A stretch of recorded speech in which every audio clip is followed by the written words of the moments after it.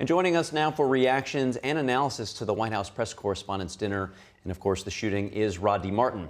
He's a political analyst and founder and CEO of Martin Capital. Good morning, Rod. There have already been now 2 attempts on the president's life, this being now the 3rd. This could be, in terms of talk about the overall temperature of American politics, what are you seeing? And in this trend of political violence, it seems to just keep ratcheting up. Your thoughts?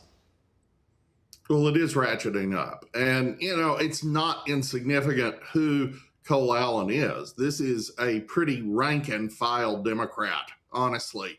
He's a Kamala Harris donor. He is a member of these Wide Awakes, which, in case anybody missed the detail, those are the woke people. This is a guy who goes to No Kings rallies. This is an incredibly intelligent young man.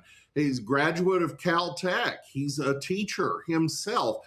And yet what we hear, this 31-year-old man is in a group of people aged 45 and younger who reported to a YouGov survey back in September that, 45 and younger, Democrat or left-leaning males, 26% of them reported that to them, political violence is justified.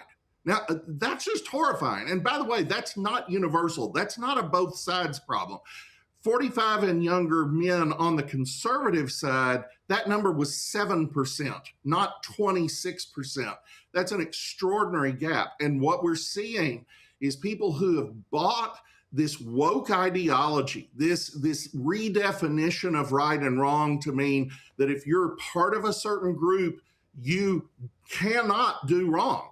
And if you're part of a different group, you cannot do right. And 10 years of defining Donald Trump as literally Hitler, which is just absurd. All of this creates a climate of violence. This is the 3rd attempt on the president's life that we know of. I doubt very much it will be the last.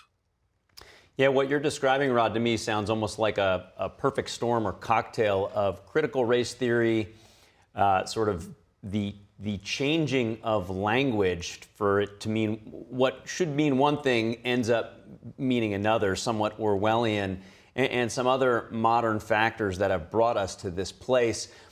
Just right alongside with what you're describing, our own White House correspondent, Mariotsu, on her way to the briefing last night, she overheard teenagers reacting to the news with laughter, saying they wish that they got him.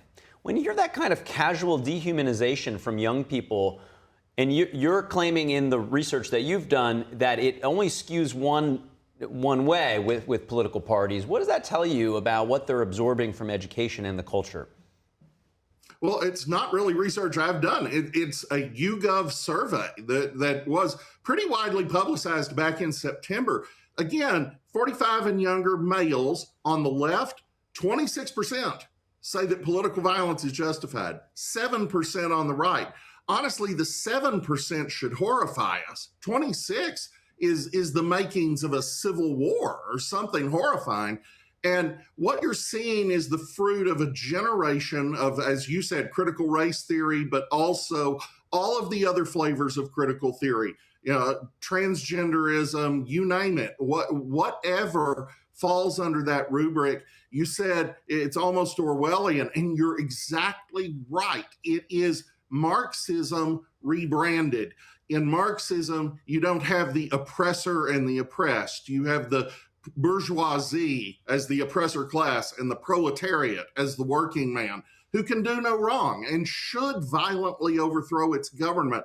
Well, that didn't sell in the West. That's why guys like Herbert Marcuse and Horkheimer and all these different key figures in the critical theory movement established this, frankly, marketing scam to get Westerners to buy Marxist thought. And that has been in our public schools now for a generation or more. I certainly experienced it in college, and I haven't been in high school very recently.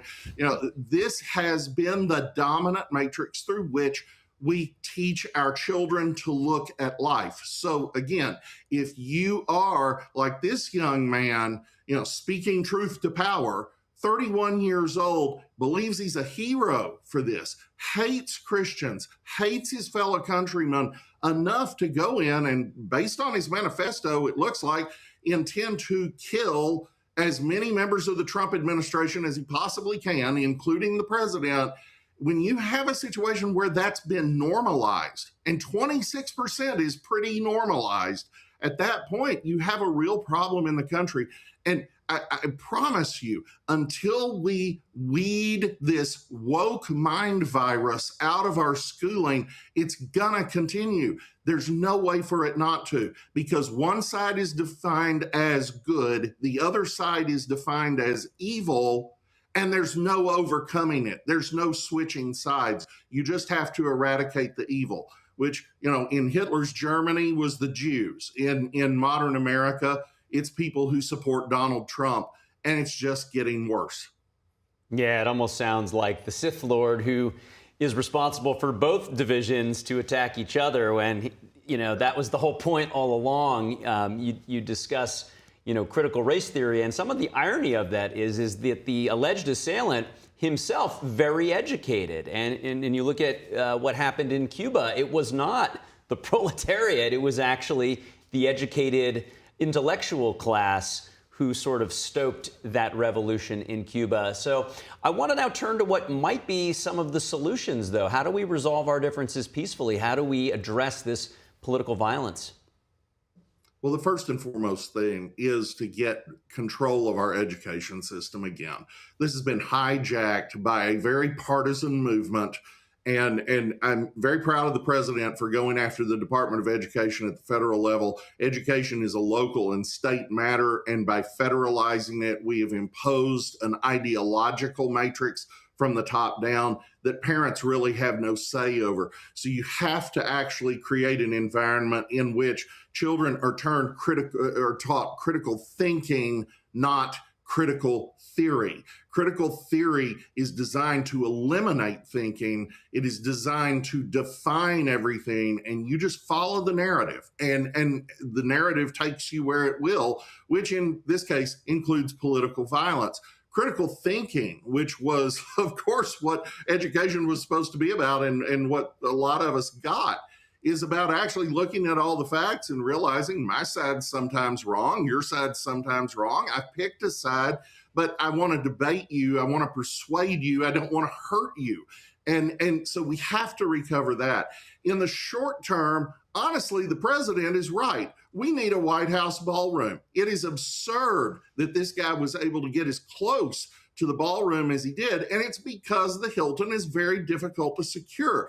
If we had a proper facility on the White House grounds, we could secure the perimeter and something like this would never happen. And finally, we're just going to have to take security more seriously generally, because in an environment where anybody who takes certain political positions or religious positions is a legitimate target to a quarter of the young male population of the Democratic Party, at that point, without adequate security and frankly, without an aggressive FBI investigation of the domestic terror organizations such as Antifa, such as BLM, that continue to provoke and carry out these violent acts, until we do that, we're not going to see much relief here. But there is a path forward. The society can heal. And, what the president was talking about in the room was very encouraging. Senior Democrats coming up to him and wanting to hug him.